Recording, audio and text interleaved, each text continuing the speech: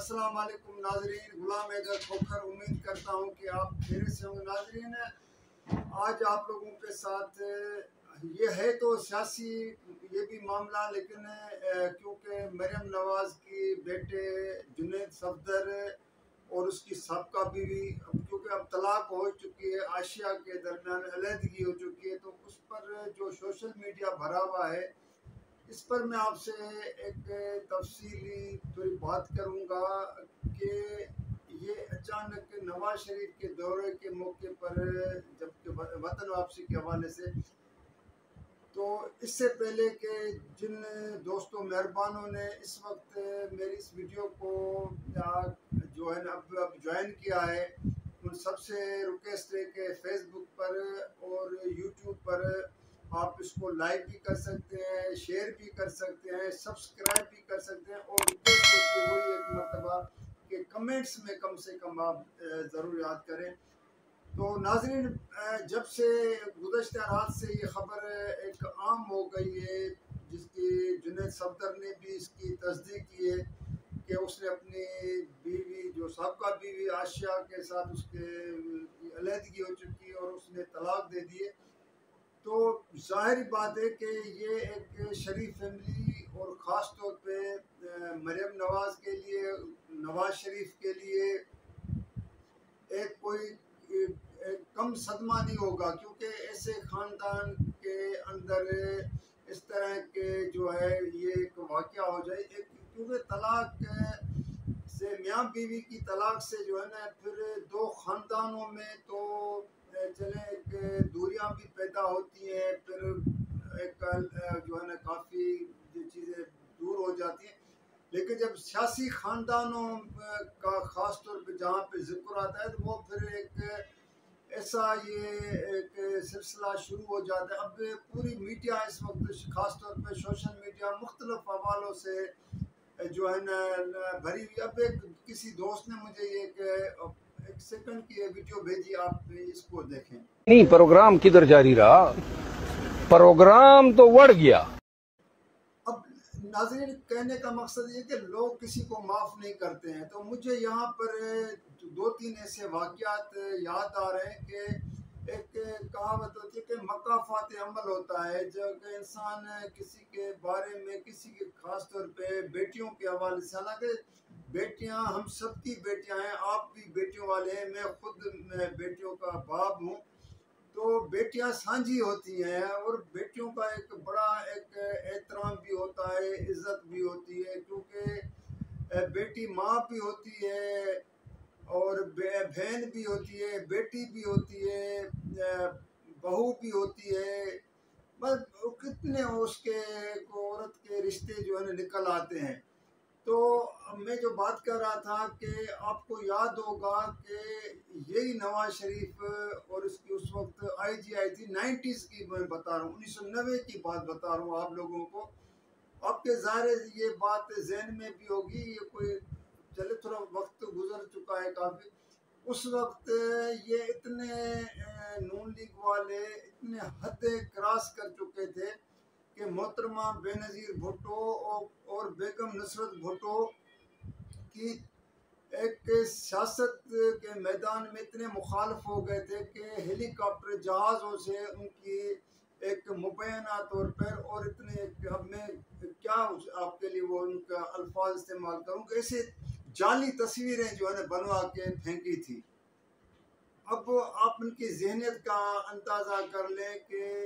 यहाँ तक ये जो लोग आ जाते हैं, तो आज इनके ख़ानदान के ऊपर जब ये ज़ाहिर, और ऐसे मौके पे नवाज शरीफ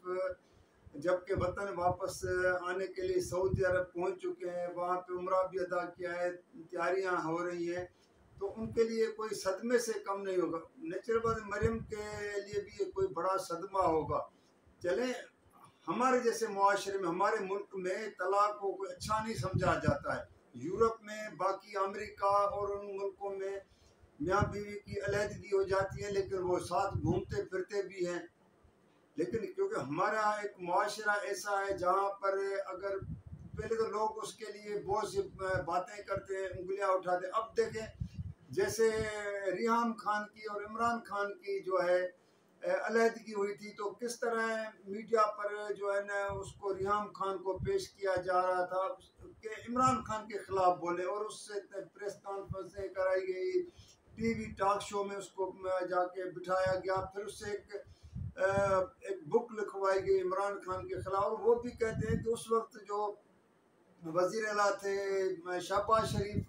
पंजाब के, उस वक्त उससे लिखवाई गई थी, कितने पैसों पे लिखवाई गई थी, क्या उसको मुआवजा दिया गया था। अब ये एक वो होती है कि इस तरह के जब कोई इंसान सोचता है कि इस तरह के इक़दाम उठाते हैं। अभी आप इतना दूर भी नहीं जाएं, हाल ही में देखें, एक तरफ इमरान खान जेल में है और दूसरी तरफ उसकी जो शादी है उसकी बुशरा बीबी की और इमरान खान की शादी को लोगों ने चैलेंज किया। उसके पीछे भी कहते हैं कि शरीफ खानदान का हाथ है, यहाँ तक लोगों की ये सोच होती है। अब अगर उनकी शादी हो गई, उसको किस तरह अदालतों में घसीटा जा रहा है कि ये शादी गलत हुई है, इद्दत पूरी नहीं हुई है, उसको तलाक आई थी बुशरा को तो उसने अपने वो दिन पूरे नहीं किए, उससे पहले निकाह कर लिया, फिर उसको मीडिया पे इसको इतना उठा के पेश कर दिया।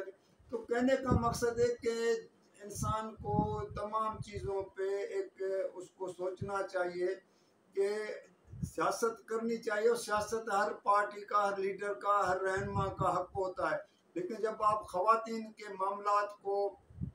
घसीटते हैं, उनके ऊपर मुखालिफिन को और ख़ास तौर पे मुखालिफ ख़वातीन को इस तरह जो है तनकीद का निशाना या इस तरह का कोई टारगेट करते हैं, तो फिर मुझे तो वही बात आती है कि एक मकाफात अमल है, कहना तो नहीं चाहिए कि, लेकिन क्योंकि ये चीज़ें हैं तो आप इससे इनकार भी नहीं हो सकते हैं। तो नाज़रीन, ये एक चीज़ आपसे शेयर करनी, और मैंने अब ये एक फ़ैसला भी किया है और आज एक चीज़ आप लोगों के साथ में शेयर करने जा रहा हूँ कि 1995 की बात है, 1995 की या 96 की बात है कि मिनिस्टर कॉलोनी में उस वक्त क्योंकि पीपल्स पार्टी का दौर था, हुकूमत थी, तो रात का खाना था, मैं भी किसी के साथ गया हुआ था, तो मिनिस्टर इनक्लेव में वहाँ पे एक बड़े मैं अब क्योंकि अब ये मैं कहते हैं ना रुमाल में बंद करके मैं एक बात कह रहा हूँ, अब समझने वाले अगर हैं तो समझ जाएंगे। मैं नाम लिए बगैर ही आप लोगों के साथ मुख्तसर बात बताता हूँ कि वहाँ पे खाने के दौरान एक अहम रहनुमा ने अपने, क्योंकि वो शायर भी बहुत बड़े हैं, नाम तो उसका बहुत बड़ा है लेकिन उसकी शायरी भी गजब की होती है वो, तो उसने एक जुल्फों पे एक शेर पढ़ा, तो वहाँ पे एक वजीर को अचानक पता नहीं क्यों ख्याल आ गया, उसका ख्याल कहाँ था, किस तरफ गया, उसने बंदूक उठाई और उसने फायर कर दिया।